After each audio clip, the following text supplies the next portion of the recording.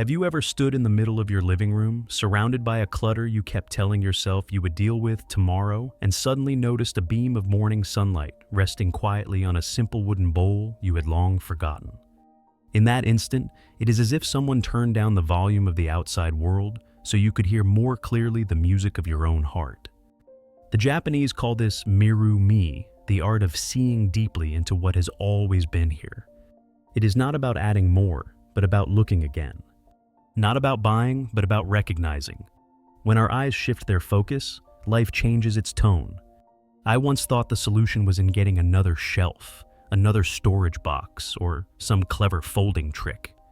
But then I realized, before changing my living space, I had to change the way I looked. From the chipped ceramic cup that still warms my hands, to the old shirt worn soft by many seasons, to the wooden table etched with scratches that tell of hurried meals, all of them whisper silently, "I have been enough for you, if only you truly see me." Miru Me is an invitation to return to the present moment, to slow down, to open up, to breathe deeply. Today, I want to invite you to explore 10 gentle practices that transformed everything inside me, from the way I arrange a room to the way I define happiness. These are not cleaning tips or organizing hacks. They are living principles the Japanese have cherished for generations, helping us unlock treasures hidden in the everyday. The ma, those pauses that let meaning stretch further. The kanso, the simplicity that filters out noise and reveals the essence. The kansha, the gratitude that makes what we already have shine as if new. Fewer words, deeper listening. Fewer things, closer connections. Fewer wants, fuller life. If you feel weary from clutter, tense from endless comparison, or lost in the rush of daily life, allow Mirumi to help you reset your focus. Begin with a deep look at the wooden bowl on the table, the cup still warm in your hand, the morning breathing with you. From there, step by step, we will learn to make happiness something already present, needing nothing more than our own presence. Are you ready? Then let us begin. Slowly but surely. 1. Identify and prioritize core values. Picture an ordinary morning. You open the drawer you have been avoiding, a tangle of old charging cables, a sports watch that once promised a brand new life, and a handful of movie tickets with faded dates. Beside them sits a warm cup of coffee, and around you is a silence that feels like the pause between two breaths. In that moment, you realize the real obstacle was never the clutter itself, but the unanswered question. What am I truly living for? Without answering that, tidying up is like sweeping away clouds without knowing where the sun is. So I invite you to begin right here, at this table, on this morning, with a small conversation with yourself. What truly lights you up? Is it freedom from invisible pressures? Is it creativity nurtured each day? Is it inner calm in a noisy world? Is it health strong enough to run with your child on a Saturday afternoon? Or the closeness of family, where dinner is a warm ritual rather than another task to get done? In Japan, simplicity is called Kanso, refining life so you can see its essence. There is a saying, when you know your why, your hands will know what to do. That simple truth can turn decluttering from a tiresome chore into a meaningful journey. When you write down 5 to 10 of your core values, freedom, creativity, family, health, peace, you hand yourself a compass. Every object, every appointment, every bill, every click on add to cart can be placed on that compass with one question. Does this bring me closer to what matters, or pull me away? Many people feel instant relief the moment they begin asking the right question. Remember, values are not slogans, but filters. You do not have to prove them to anyone. You simply let them quietly guide each step. Try it today. If creativity is your value, keep only what serves it on your desk. It's a notebook, a smooth pen, and a little amiea, an empty space where ideas can grow. If peace is your center, boldly put away that flashy decoration that always distracts you. Kanso is not throwing everything out, but keeping only what truly serves the core. Of course, some items are tied to emotions. The treadmill gathering dust, each glance at it striking a guilty chord. Does it truly serve your health, or only an illusion of another version of yourself? If it once helped, thank it, as the Japanese do, before letting an item go. Take a photo, jot down a memory of your first use, Then let it move on to someone who will need it more. For the not yet ready things, place them in a box labeled "to reconsider" with a date. 3 months later, if untouched, the answer will be clear. Trust this. Letting go is not losing. It is opening space. Once you understand this, the way you touch everything around you begins to change. This applies to your schedule as well. That coffee meeting that always leaves you drained, does it serve authentic connection? Or is it only an attempt to avoid guilt? When your values are clear, even saying no becomes an act of love. Some will say, "I am afraid I will regret throwing something away." I understand that fear. We often confuse objects with memories and habits with safety. But memories live within us, not in things. True safety comes from a strong set of values, not the number of possessions we own. Try keeping a journal each night for a week, answering just one question. Today, which choice honored my top value, X? Where X is your highest value. Just 5 minutes. You will notice shifts in your shopping, in your weekend plans, even in how you pick up your phone each morning. Every choice that aligns with your values is like a quiet prayer. Every word you write teaches your mind a new language, less passive, more intentional. And then something beautiful happens, as naturally as breathing. The more you release what does not belong, the clearer you see what truly deserves to stay. Your room opens with more ma, your closet breathes easier, your phone holds only what is essential. Evenings suddenly gift you a few unplanned minutes, and in that space, you hear your own voice again. Wabi-sabi smiles from the corner of your table. The small scratch in the wood is no longer a flaw, but proof of a life being truly lived. When you live with the belief that less is not lack, less is seeing more clearly, every decision becomes light-like folding a futon in the morning, simple, steady, and just enough. You will discover a quiet but enduring truth. Happiness does not come from adding, but from harmony. Harmony between what you do and what you cherish. Harmony between the rhythm of the outer world and the breath within. When you open that drawer again, it is no longer a battlefield with your belongings. It is a garden under care. Each item you keep is a quiet yes to your values. Each item you let go is a gentle thank you to your past. And in between, there lies a pure ma, a still space where your heart can rest, light and in the right place. 2. Start with small steps. You come home after a long day, place your keys down, and notice once again that the kitchen counter has been swallowed by nameless objects. A sigh escapes you, and suddenly the whole house feels overwhelming, too big to conquer. But do not look at the mountain. Look only at one pebble.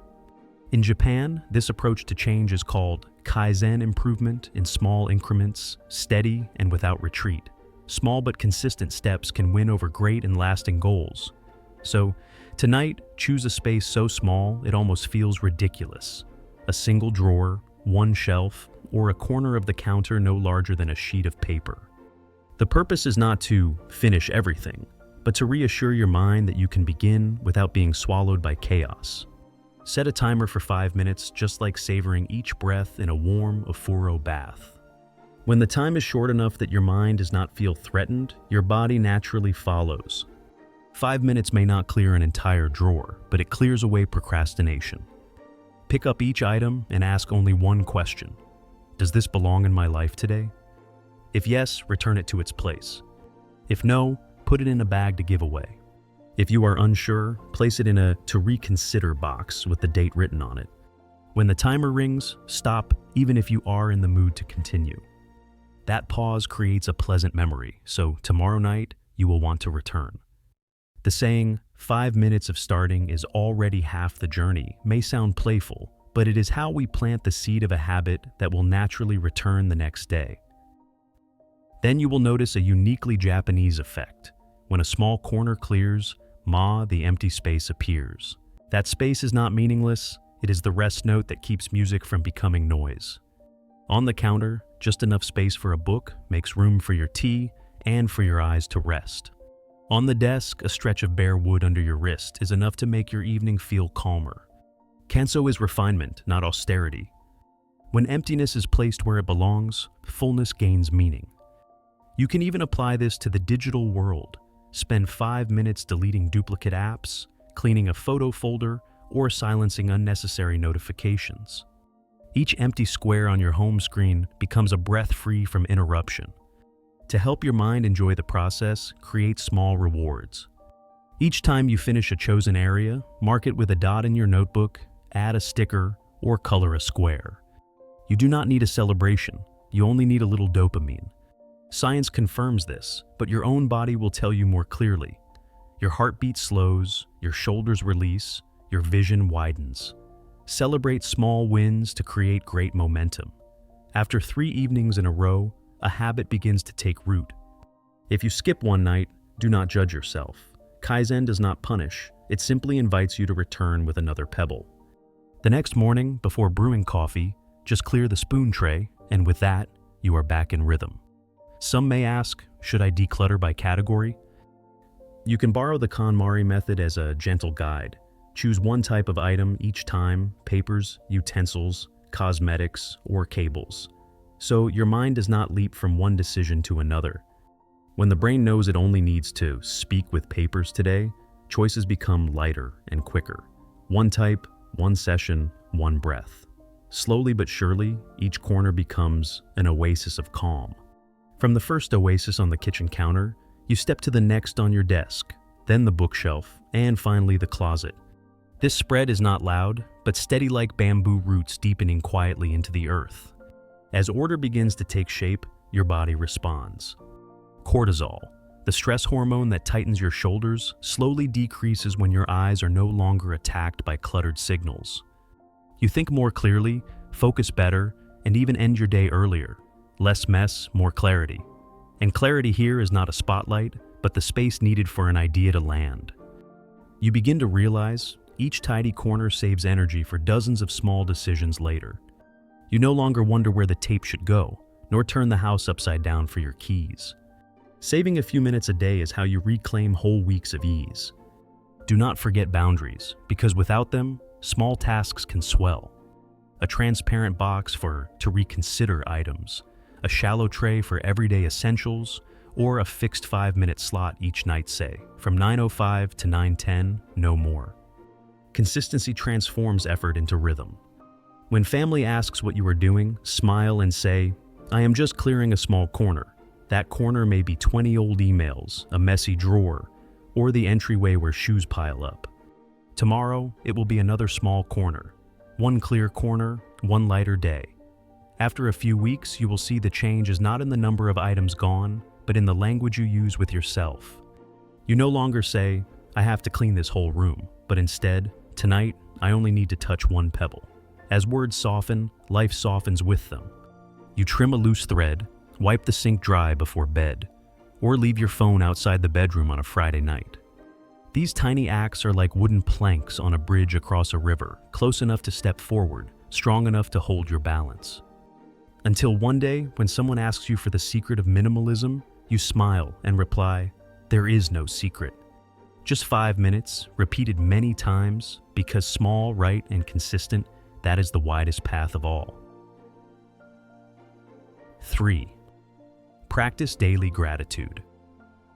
As you draw the curtain, a soft stream of sunlight pours onto a familiar cup, the porcelain one with a small chip on its handle, yet still warm enough to hold your tea for a quiet, kind conversation with yourself. You whisper arigato, thank you not to the cup, but to this very moment. Gratitude begins here, not as a grand ritual, but as a gentle nod to what already exists. The more grateful you are, the fuller you feel. Repeated often enough, this truth slows the hunger for consumption, much like stopping the pour when you realize the glass is already full. Consumerism is fed by a sense of lack, but gratitude cultivates sufficiency. When the heart quiets its hunger, the shopping cart grows lighter. Picture an ordinary evening. After dinner, you place your chopsticks down and murmur, "Itadakimasu, I receive." You receive not only the food, but the labor of the farmer, the transporter, the cook, and the effort of your own body. As you set the bowl in the sink, you realize you already have everything you need for a complete meal. The old pot still cooks well, the worn pan still holds heat evenly, and the old kitchen still glows with light. Kansha gratitude does not paint reality prettier, it simply sharpens the focus. We stop magnifying what is missing and begin seeing clearly what is already here. The same kitchen that made you sigh yesterday now becomes proof that life itself is holding and sustaining you. What is striking is that gratitude is not just a feeling, but a deliberate structure of living. Call it the gratitude scan. Before pressing buy, take 1 minute to sweep through what you already own: the phone that still runs smoothly after 3 years, the white shirt still crisp after many washes, the shoes that continue to carry your steps. When you honor what you have, you are in no rush for what is new. This short saying creates a pause between desire and action. In that pause, reason has time to return, glossy advertisements dissolve, and unconscious shopping has a chance to shift. Many call it think before you buy. A single question, what value am I forgetting in what I already own, is enough to turn your ship away from the storm of sales. Each day, take 5 minutes to write down 3 things you are grateful for: an object, a person, a moment. It is how you gently replant positive seeds in your mind. When good things are named, cortisol drops, shoulders soften, and sleep deepens. The mind rewards itself, and motivation flows naturally. Soon, new habits sprout. Drinking from the old water bottle instead of buying a new one, mending a seam instead of scrolling new arrivals, cooking with what is at hand instead of ordering more. Small, steady, and life-changing. This change is not loud, but enduring, like ripples lifting a boat from its dock. In Japanese spirit, gratitude always walks alongside impermanence. Mujo, the impermanence of all things, teaches us to love without clinging. You thank the sweater that has kept you warm through many winters, then release it when its time is done. You thank a habit that once carried you through hardship, then gently replace it with one more fitting. In the corner of a room, the wooden table with its scratches becomes beautiful through wabi-sabi, the beauty of imperfection. When gratitude becomes breath, we can let go without regret and keep without burden. Thank, then release the heart as light as wind. It places you at the balance point between 2 shores, cherishing and freedom. On another afternoon, you stand before your closet. Instead of thinking, I have nothing to wear, you touch each piece and name its gift. This shirt makes me feel confident. This sweater keeps me warm. These dark trousers pair with 3 different shoes. By acknowledging function, you shift from the mindset of own more to use better. Fullness appears not because possessions multiply, but because your awareness has changed. The temptation to upgrade your phone unfolds the same way. When you recall how often your current one has connected you to important calls, guided you on trips, or captured warm family moments, the urge to replace it melts away. Gratitude renews what has grown old. A phrase as light as mist, yet strong enough to refresh your entire day. And slowly, you realize happiness no longer waits at the checkout counter. It lives in the morning sunbeam, in laughter at the dinner table, in a perfectly steeped cup of tea, and in the quiet of an evening when the screen is turned off 15 minutes earlier. Gratitude makes joy available, no longer hooked on, I will be happy once I buy. We stop chasing fleeting highs and begin walking on the soil of the present. Spaces grow clearer because objects no longer rush in to cover emotional gaps. The spirit grows lighter because the mind no longer dances to the calls of consumption. You understand then, happiness is not addition, but alignment. When your life aligns with what you cherish, gratitude does more than heal, it guides. And each time you whisper thank you in an ordinary day, you choose fullness, signing a new pact with yourself. To live gently, to live truthfully, and to live wholly right here, right now. 4. Declutter and simplify daily. There are evenings when you return home, switch on the hallway light, and it feels as if the whole house exhales a weary sigh through the scattered objects resting on every surface. A coat draped carelessly, an open parcel left unfinished, a stray pen cap, a few tilted bills. You are not tired from the commute. You are tired because your eyes have no place to rest. Your mind, too, feels like a browser with too many tabs open, each misplaced item a reminder of something unfinished. This overwhelm is not loud, but it wears you down quietly, like a fine mist that never stops falling.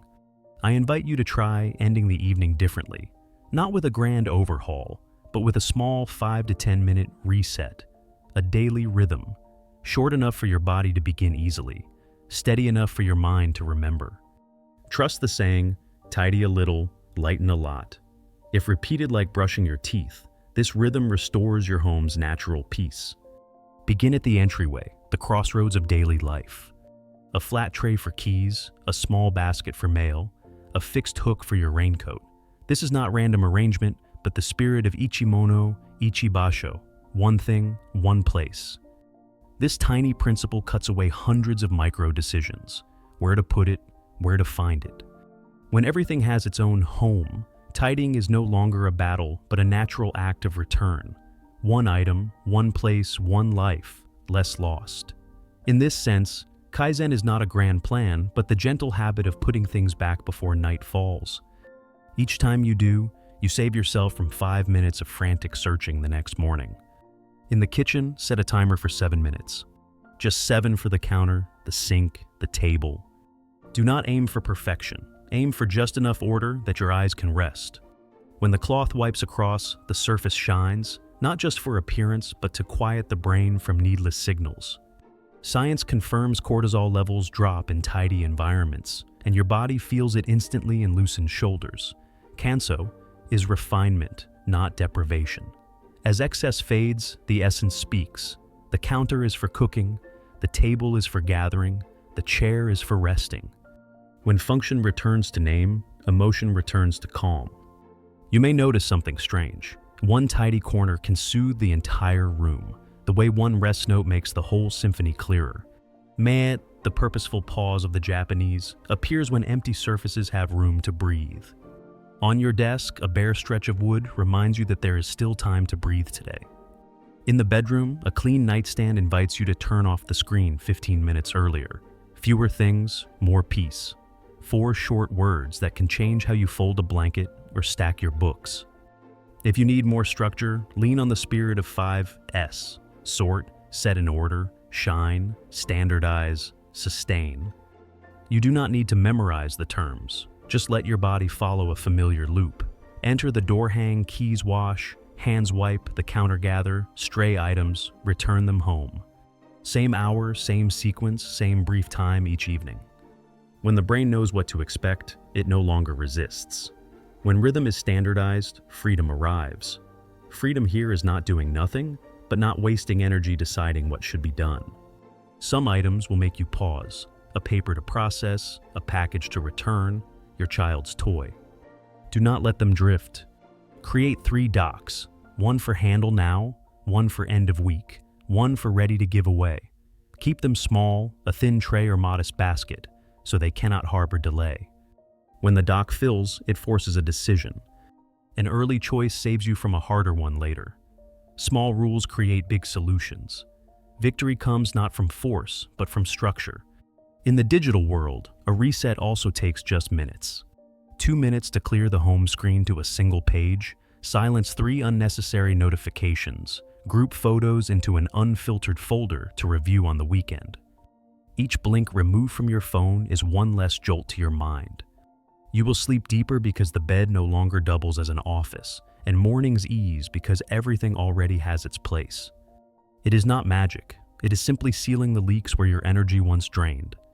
On a rainy evening, you stand in a quiet living room, listening to the water strike the eaves. Nothing extravagant, just a folded blanket, the TV remote in its spot, a few books returned to the shelf. Yet your mind feels as if it has stepped through a gate. Tidiness is kindness to the nervous system. You realize you do not need a revolution, only a gentle ritual. And that ritual, repeated night after night, gives back each square foot of life to what truly matters. Dinner together, a perfectly brewed cup of tea, a slow conversation at day's end. When the house knows how to close itself each evening, you too learn to close your eyes without heaviness and to open them again to a lighter, readier morning. 5. Prioritize experiences over material things. It is the weekend. You open your calendar and notice a rare empty space. At the same time, a flashing message appears. Mega sale, the newest model, delivery within 2 hours. Perhaps on another day, You would have rushed to the mall to try on a pair of shoes nearly identical to the ones you already own.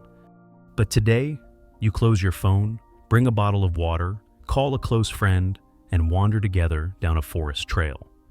The wind slips through your collar, the earth soft beneath each step, and the conversation shifts from, "What have you bought lately?" to "Where have you found peace lately?" An hour later, you realize you have purchased something no credit card could buy, a quiet moment of peace. When experiences feel abundant, the shopping cart grows light. It may sound like a joke, but this simple truth can redirect an entire morning. In the minimalist journey, the shift from owning to living is not a slogan, but the weaving of countless small choices each day.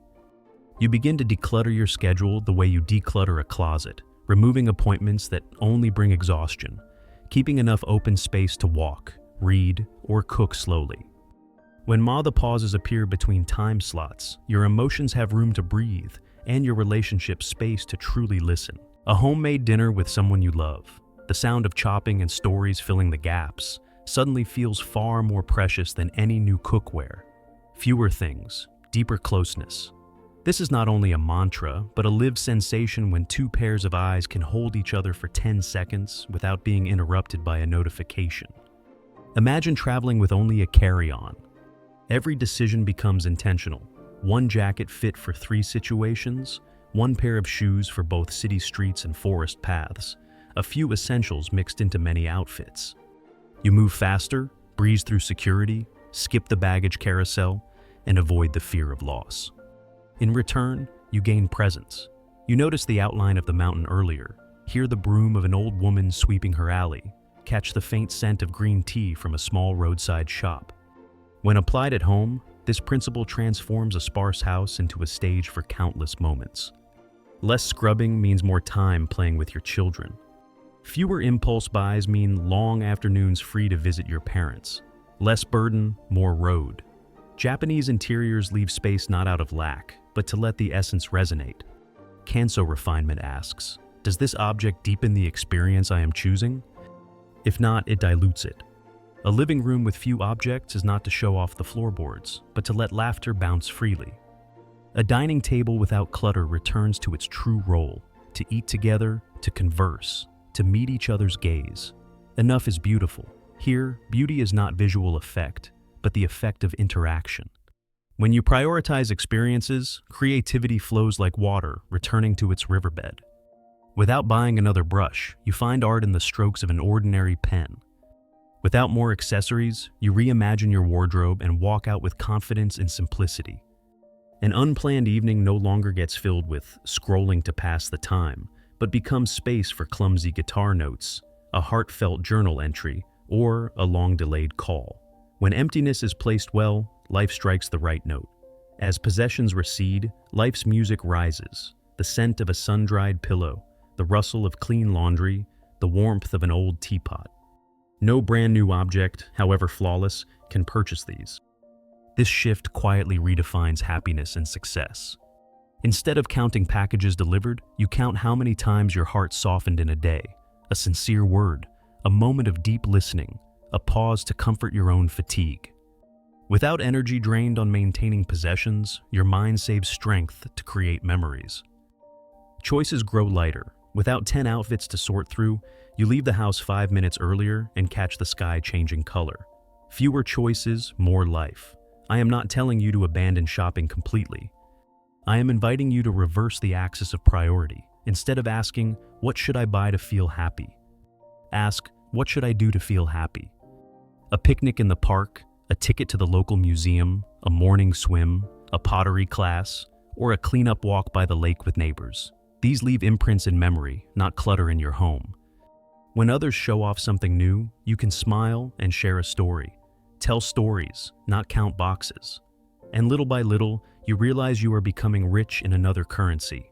The depth of what you have lived, not the height of what you have stored.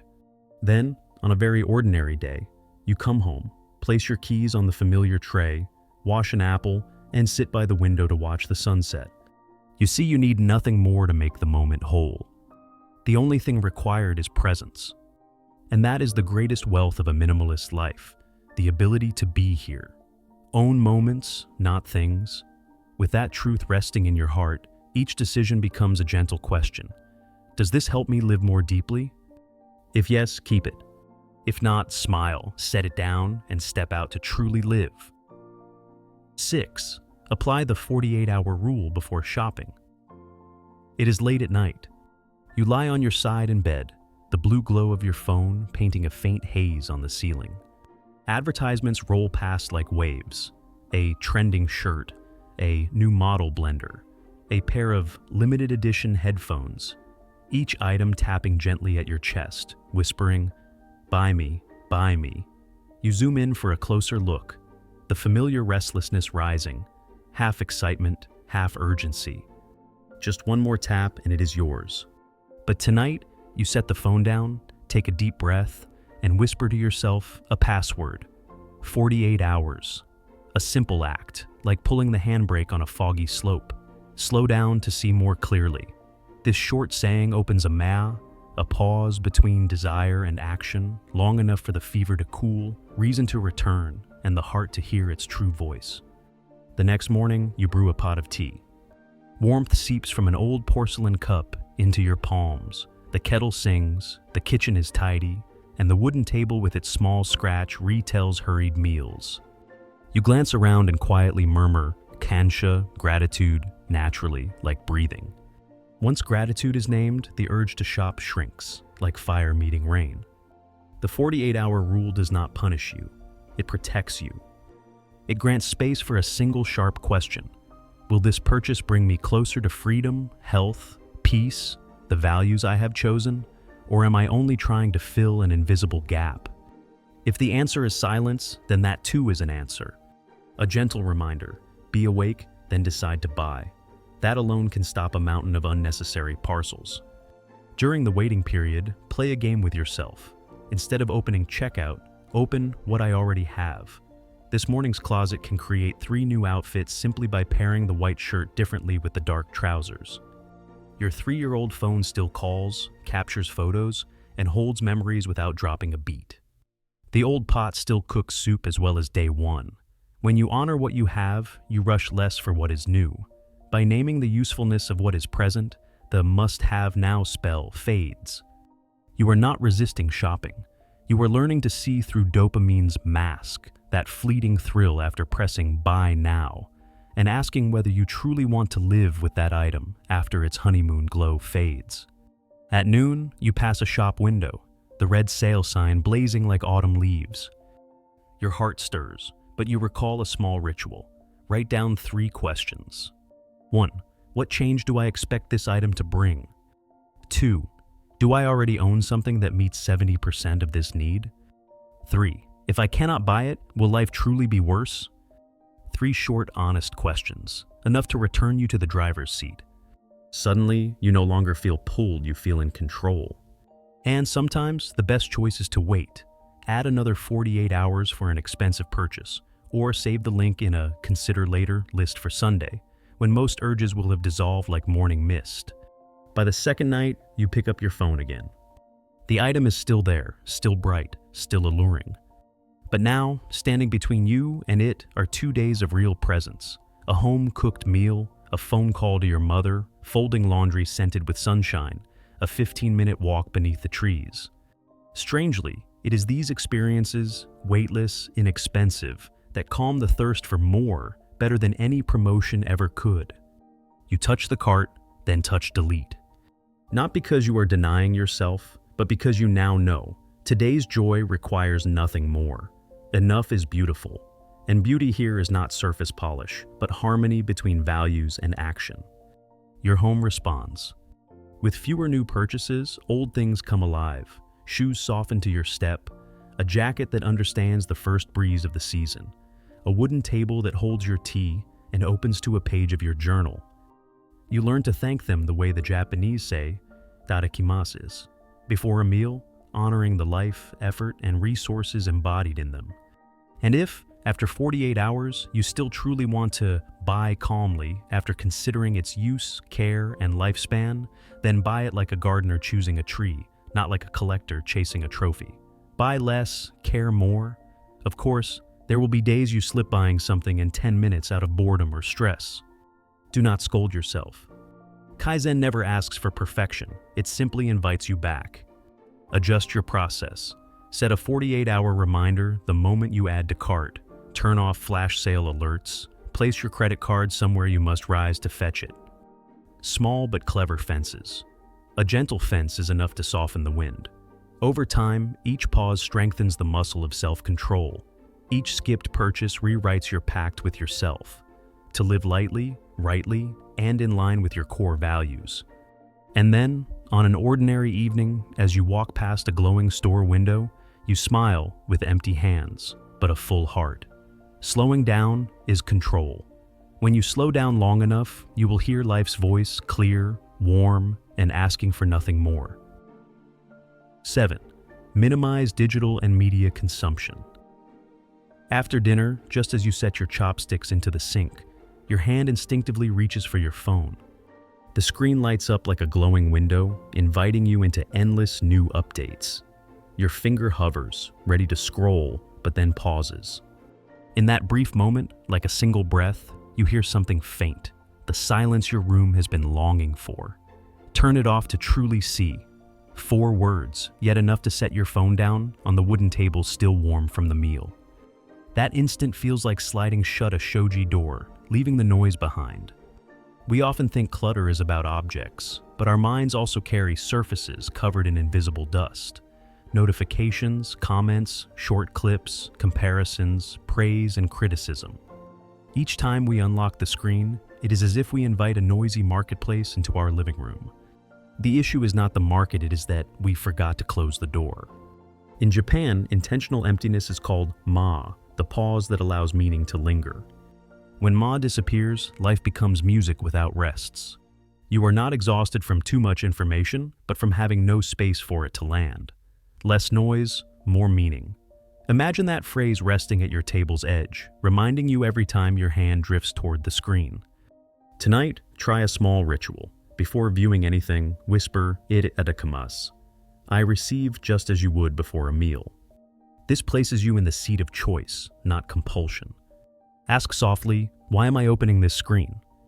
To learn something or to escape a feeling? The question is not judgment, it only sharpens your focus. If the answer is escape, try another way. Brew tea, step onto the balcony, stretch your body, or listen to music without words.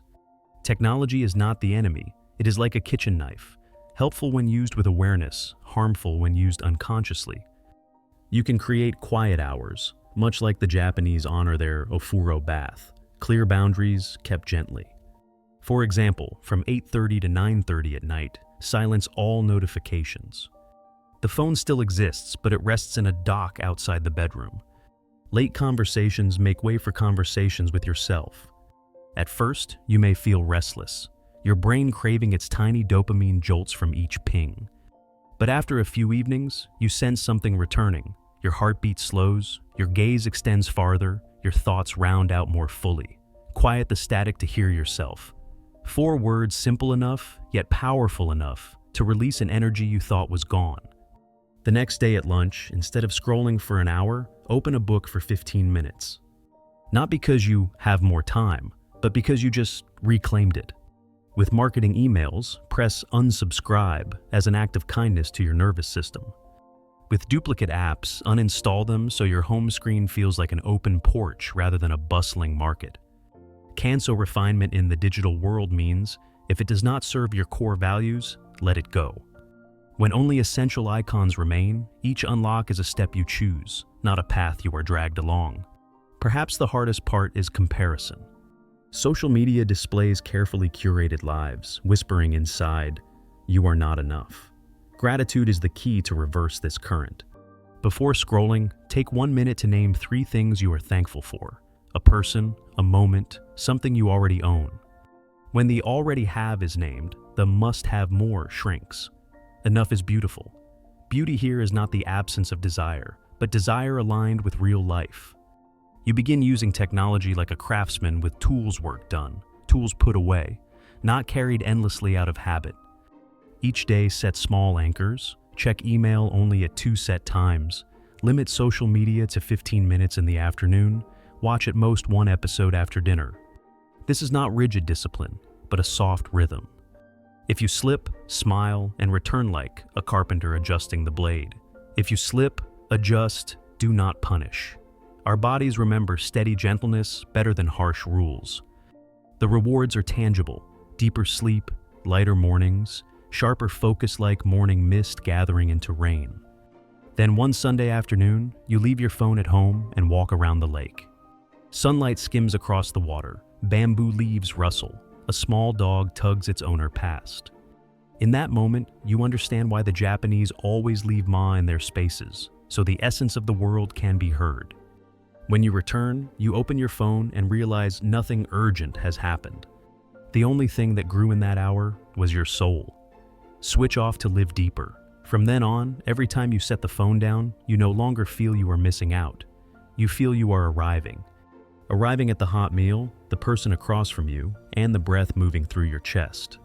And in that meeting place, happiness needs no filter, no likes-only presence. 8. Learn to say no and delay. One late afternoon, notifications light up like fireflies in your pocket. A sudden coffee invitation, a tiny project from a coworker, a flash sale link promising only today. You stand at the threshold between a long day and a night that needs to be quiet. In that moment, you hear a whisper from deep inside. You need peace. And you remember a saying, "No is a door, not a wall." Saying no is not cutting yourself off from the world. It is creating a passage for what truly deserves to enter. At first, refusal feels sharp and heavy. We fear disappointing others, missing opportunities, being seen as difficult. Yet, just as the Japanese leave ma pauses in a room or a melody, it is the pause in your response where meaning forms. Take a deep breath and place a ma between the invitation and your yes. Let me think about it. This delay is not avoidance. It is watering your clarity. Slow down to decide more wisely.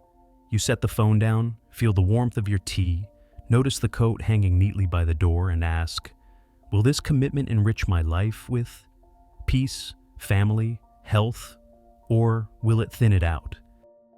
The 48-hour rule for shopping can also apply to your schedule. When invited to dinner, jot it down, close the notebook, and let it rest overnight. The next morning, with a calmer mind, check your week's rhythm. If an evening at home means a few more chapters read and earlier rest, then your no is a gift to yourself. Say no to the small so you can say yes to the great. A no to an unnecessary outing is a yes to good sleep, to honest conversation with family, or to half an hour of movement that eases your shoulders. Then, when you say yes, it comes from clarity, not habit of pleasing. Practice giving your number a gentle language. Instead of excuses, accept the invitation with gratitude in the spirit of itadakimasu, then softly reset the rhythm. Thank you for thinking of me. This week I need to spend evenings recharging. How about next Thursday instead? Intentional delay does not break connection, it refines it. Warm relationships will understand that boundaries are also love. Boundaries are kindness. When an invitation does not match your values, let it pass like a cloud across the mountain, beautiful, but not yours to hold. In work, a no might begin with, let me review my priorities. You look at your calendar, already full, and ask, will this task push my main project back? Will it eat into lunch or sleep? If yes, then no is professional. Kanso refinement at work means one project finished well is worth more than 3 done poorly. Fewer tasks, greater quality. Offer alternatives. Take only the part that suits your strengths, suggest a new deadline, or recommend someone better suited. Say no like a gardener pruning, not chopping down. Prune side branches so the tree can bloom in its season. With shopping, no is often just a breath. Drop the item in the cart, set a 48-hour timer, close the app. In those 2 days, walk, cook something simple, or restyle your wardrobe. If the desire remains, ask more deeply. Origin, lifespan, care, and where it goes after you. Buy less, understand more. Often the answer is hidden in something you already own, or an experience in place of a thing. And often, the answer is forgetting the item completely. There will be times you stumble, saying yes to something needless, agreeing to a meeting that unravels your week, buying something just out of fatigue. Do not judge yourself. Zen reminds us of Mujo impermanence. We are learning, not testing. Return with small steps, an email to reschedule, a sincere message, a return box by the door. If wrong, adjust, do not punish. You are not building the image of a perfect minimalist, but the muscle of self-mastery, a habit that protects your energy. Create rituals that make no easier.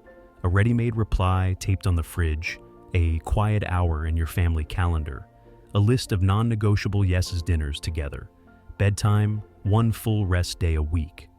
When the important yeses are rooted, the nos flow naturally. You realize you do not need to fill every gap for life to feel full. Life is full when you are present in what you have chosen. Fewer replies, deeper living. Night falls, the house breathes evenly. The inbox is empty, the cart is clear, tomorrow's schedule shows bright spaces of May. You place your hand on your chest, feel your heart beat slow, and whisper, "I said no, so I could say yes to what truly matters." And in that whisper, you sign a quiet but lasting pact with yourself to protect your time, your space, your peace, so you may live more deeply with what is already here. 9. Reuse and repair items. Picture this. You notice the button on your favorite shirt is about to come loose. Not worth taking to a tailor, but not worthless enough to throw away. You pour a cup of tea, sit by the window, and open a small sewing kit, the very one your mother once showed you how to use. Each stitch passes through the fabric slowly and steadily, like a breath. When you tie the final knot, a quiet pride rises inside you, something far beyond simple saving money. Repairing is an act of love for an item strong enough to give it a second chance. Love for yourself deep enough to choose rebuilding over replacing. In minimalist living, reusing and repairing are not tricks, they are a way of being. The Japanese have a word, modanai, a sense of regret when something useful is wasted. It helps us see an empty jar as a vase, a tin box as a home for pins, an old t-shirt as the softest kitchen rag. You begin to care for your home like a small museum of usefulness. Jam jars become spice containers, an old wooden ladder becomes a plant stand, a shoebox becomes a mail tray by the entryway. Change the purpose, not the heart. That saying is like a new lens over everything you own. Suddenly light enters through a different door. Of course, some things ask for more patience than a needle and thread. A wobbly chair that needs tightening, an old lamp that needs a new switch, a kitchen knife that needs sharpening. You watch a quick tutorial, hear the satisfying click when the screw fits, and feel a spark of joy bubble up like tea foam. Not because you've become a carpenter, but because you've proven to yourself, I can do this. Each time you restore function to an object, you restore a piece of your own agency. Fix a little, gain a lot of freedom. Freedom from constant replacement and freedom from helplessness. Gratitude seeps into every gesture. Before throwing something away, place your hand on it, whisper itadakimasu, I receive, and ask, does this have another life?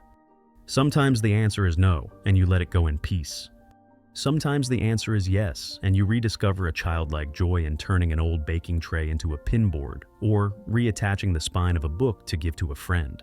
Do not discard too quickly, ask once more. It is a pause, a ma between restlessness and the final decision. Some believe objects must be flawless. But Japanese culture honors a different beauty, wabi-sabi beauty in imperfection. A broken bowl can be repaired with kintsugi, joining cracks with gold so they shine. It does not hide the break, it celebrates its history. Life is the same, a shirt with a careful hand stitch, a table with a scratch like a beauty mark. These are signs of a life truly lived. Traces are memories, not flaws. Accepting this softens the urge for shiny replacements and weakens the grip of upgrades. To make reuse and repair a rhythm, give it gentle structure. Set aside a maintenance hour each week. Sharpen knives, oil hinges, mend a seam, clean the fan. Small acts like these feel like scratching, and itch relief comes instantly. Place a repair basket in the kitchen, where items can wait without cluttering. When it fills, that is your signal to act. Small and steady builds lasting order. This is Kaizen at home, quiet, unglamorous, yet quietly saving you from greater costs. On a deeper level, repair is like meditation for the hands. It pulls you out of the loop of wanting more and grounds you in the act of doing now. Cortisol falls when your hands are busy and your mind is no longer shredded by comparison. You focus on the needle-piercing fabric, the screw tightening into wood, the smell of sanded timber body, and mind settling quiet as rain. Use well what you already have, and the hunger for what you lack will soften. Not a ban on desire, but giving desire a chair to sit and breathe. There will be times you cannot repair, the old machine that will not start, the vase shattered beyond saving. You try, then exhale and accept. In that moment, Modinai transforms not regret, but a promise for the future, to buy like a gardener, choosing things durable, repairable, with spare parts and a graceful end of life. A small principle emerges. Before buying, trace the full life of an object, where it comes from, how it serves, where it will go. Buy less, live deeper. Night falls and the house grows still. On the table sits a shirt with its button restored, a chair steady again, jars lined neatly with spices. Nothing is new, and yet everything feels renewed, touched, cared for, returned to value. You realize minimalism is not reducing life to zero, but returning your bond with objects to intimacy and respect. Repair to stay, reuse to continue. And in the warm glow of the lamp, you smile at your home and at yourself for choosing a path both gentle and profound. 10. Build a capsule. Wardrobe or prioritize versatile items. Early morning, as sunlight just brushes the window ledge, you stand before your wardrobe. No longer rows of crowded clothes, only a palette of quiet tones resting beside each other like houses in a calm alley. White, black, beige, gray, deep navy. A spectrum that whispers instead of shouts. Your hand reaches for a cool cotton shirt, a pair of trousers tailored just right, or a light jacket that can move seamlessly from a meeting room to a cafe. Every item here has a reason to exist. Before dressing, you softly say, "Itadakimasu." I receive, a small ritual of gratitude for the day ahead and for these quiet companions. Fewer choices, more living. The words echo in your mind, as gentle as the first breath of morning. A capsule wardrobe is not an equation, it is a poem. Around 30 faithful pieces, each like a word that can form countless sentences. A black dress fits two worlds, the daytime office and an evening under candlelight. A neutral blazer over a t-shirt feels professional, yet over a dress becomes relaxed. A simple pair of leather shoes walks with you through both meetings and weekends. Versatility is elegance. Elegance here is not glitter, but the ability to belong everywhere without losing harmony. As quantity recedes, quality steps forward. Your fingers relearn the language of fabric, the coolness of cotton, the gentle drape of viscose, the structure of blended wool, the warmth of fine knit. Seams lie flat like a morning lake, shoulders fall precisely on the bone, and hems pause gracefully at the ankle. You recall a subtle principle, Kanso simplicity not as austerity, but as a way for the essence to speak. Each piece left in your wardrobe can answer, "How many times will I wear this?" If the answer is often, it stays. If the answer is maybe, it rests in a waiting box. No judgment, only rhythm. On a busy morning, you see why a capsule wardrobe soothes the mind. Instead of 40 choices draining you before you leave the house, you have 4 reliable combinations, all of them right. Dressing shifts from stress into ritual. A white shirt with navy trousers and a gray blazer, switch shoes and add a silk scarf, and you have another version. Fewer choices, sharper presence. When the mind is not consumed by what to wear, it finds space for the first sentence of a meeting, a sudden idea, or a tender message to someone you love. Most of all, a capsule wardrobe teaches you to face impermanence. The spirit of wabi-sabi smiles in the softened cuff of a sweater mended with care, or in the faint crease on a skirt that has walked through many seasons. You learn to stitch a seam, replace a wooden button, or bring trousers to be hemmed for a stride that fits. Repairing is an act of love, love for the garment and love for your own style, something steadier than shifting trends. When an item must leave, you thank it as you thank a passing chapter, and choose its successor with wiser eyes, durable, versatile, aligned with your life. A capsule wardrobe also lets the whole house breathe. Bedrooms shed forgotten shopping bags, tangled hangers, and the smell of new plastic seeping into sleep. The closet door closes softly, and so does your mind. Enough is style. Style now is not the number of hangers, but the confidence in each step, the alignment between your inner and outer worlds. Others may not notice how many clothes you own, they notice clarity. To make this wardrobe a natural rhythm, give it gentle structure. Once a season, lay everything on the bed and touch each item. Those worn often deserve more care. Those rarely chosen deserve questions. Why? Weather? Lack of styling ideas? A shift in lifestyle? If it is weather, rotate with the seasons. If it is styling, try 3 new pairings before deciding. If it is lifestyle, let it go and make space only when the next piece proves its versatility. One in, one out. Practice a small ritual before the mirror. Instead of asking, "Do I have enough clothes?" Ask, "Do I have enough versions of myself for today?" That some days need stillness, muted tones, clean lines. Some days need openness, bright colors, breathable fabrics. The capsule wardrobe does not confine, it invites. From a few pieces you compose countless stories, a day of meetings, an afternoon walk, an evening with someone dear. Fewer items, more versions of you. And then, on a perfectly ordinary morning, you dress in 3 minutes, pour a cup of tea, and open the window wide. Inside the closet, everything stands calm, like a garden trimmed just right, no branch wasted, no shade missing. Outside, the breeze brushes your collar like an old friend. You finally understand ichimono, ichibasho, one thing, one place. When belongings are in their rightful place, so are you. Wear less, show up more fully. Fully in your work, in your conversations, in the living of your day. And that is when you realize your wardrobe is no longer a storage space. It has become a vow. A vow to live lightly, live carefully, and live truly with what you already have. If you have walked with me this far, perhaps the space around you is already breathing more slowly. A wooden bowl, a warm cup of tea, a shirt softened by the shape of your body. These small things are inviting you to set down the weight of hurry and step closer to yourself. Happiness does not knock loudly. It is the faintest of footsteps, heard only when we clear a little room within. Less to see more. More clarity to feel enough. When life slows, you can hear the gentle sounds of a day, the spoon touching the rim of a cup, the wind brushing the curtains, and even the rhythm of your own breath. Always keep a thin layer of a pause between 2 decisions, between 2 breaths, so that the essentials have time to speak. Kanso does not ask you to reduce until empty.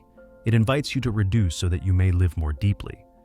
Whenever your hand reaches for more, place it gently over your heart and ask, "Will this help me live more truthfully?" If yes, welcome it. If not, smile and let it go. Enoughness does not dazzle. It rests quietly like morning mist, yet warm and enduring. Tonight, before you close your eyes, choose one small gesture. Dry the sink, sew on a button, or write a single line of gratitude. Do not try to be perfect, just be present. Then go to bed a few minutes earlier, as a gentle pact with tomorrow, that you will live lightly, live attentively, and live fully, starting now. Slow down to see, and then to love. And if this journey has touched you, a like or a subscribe will be the signal for us to meet again in evenings of peace yet to come. In the comments, I would love to hear you share. Today, which small thing will you choose to care for? And so that together we can each learn our own way of enough.